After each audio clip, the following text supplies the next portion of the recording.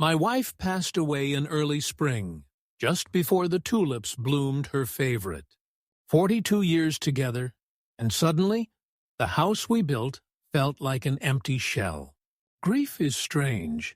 It doesn't knock. It just walks in and makes itself comfortable. After the funeral, silence became unbearable.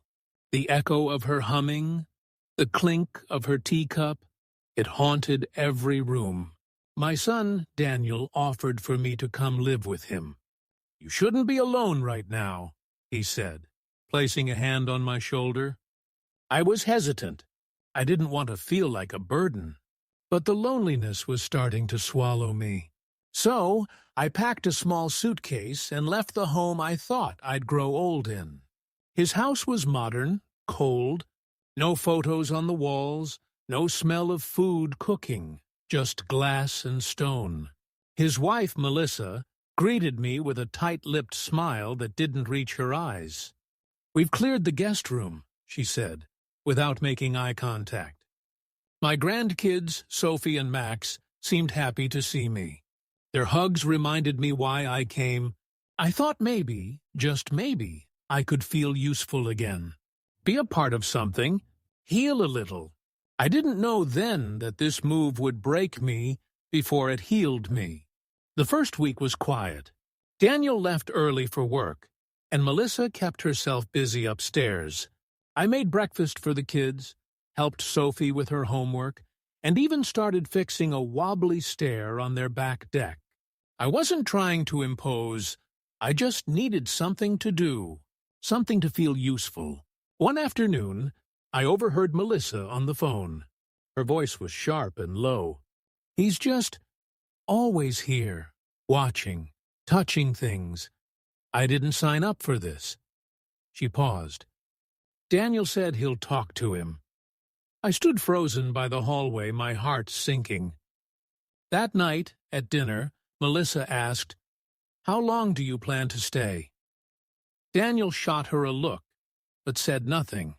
I smiled politely and said, "Just until I get my footing. Maybe find a small place nearby." She nodded, but the damage was done. The atmosphere shifted. Little things. Melissa started locking the pantry. Sophie was told not to ask me for help with schoolwork.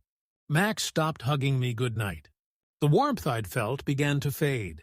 Then came the incident with the electric bill. I asked Daniel about splitting some utilities, just to contribute.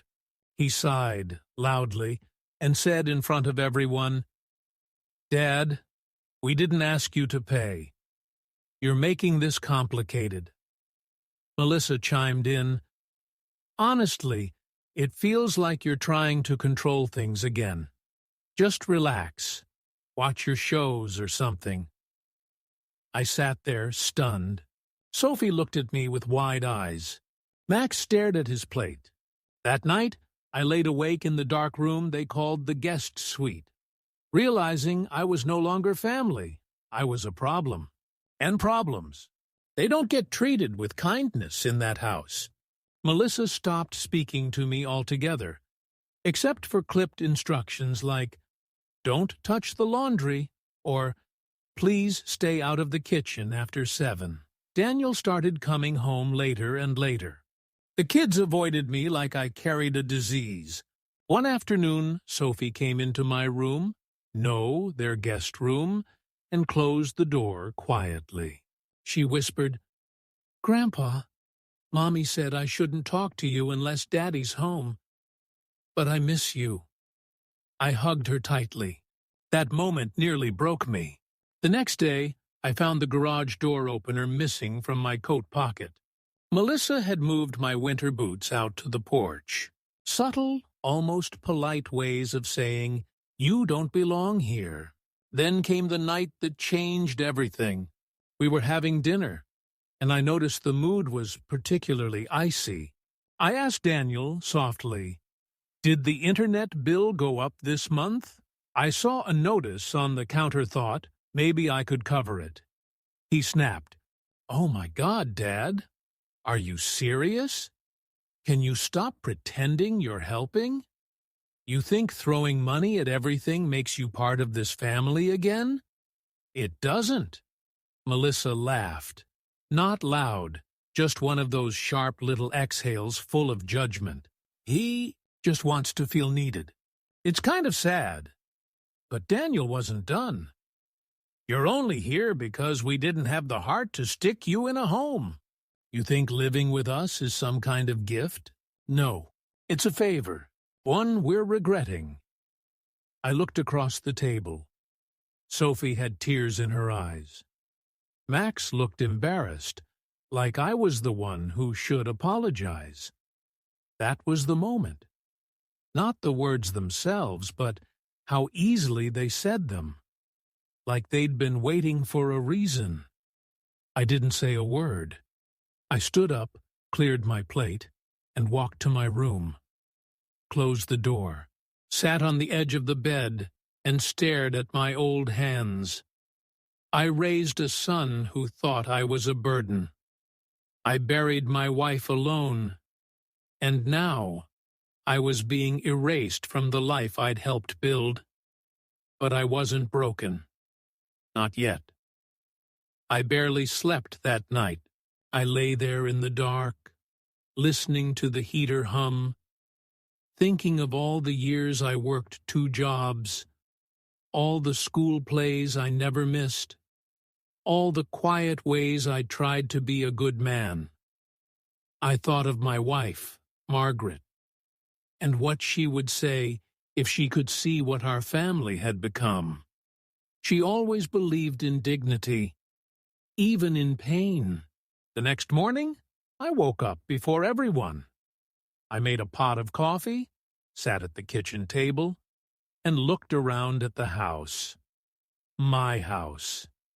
It wasn't technically in my name anymore, but every wall, every coat of paint, every floorboard, I paid for all of it.